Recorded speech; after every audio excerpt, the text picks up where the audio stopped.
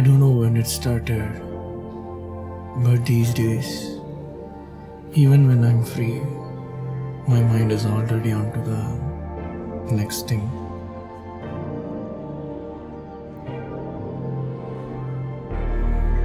ஏதாவது பண்ண வேண்டியது இருக்கா?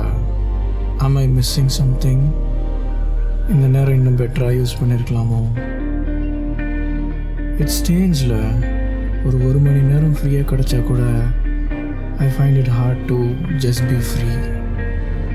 கொஞ்ச நேரம் டீ குடிக்கலான்னு தான் வந்தேன், ஆனால் அடுத்து என்ன பண்ணணும்னு யோசிக்க ஆரம்பிச்சிட்டேன். எதுக்கு? யார் சொன்னால் எல்லா நேரமும் ப்ரொடக்டிவாக தான் இருக்கணும்னு? கொஞ்ச நேரம் சும்மா இருக்கலாமே, தப்பில்லையே.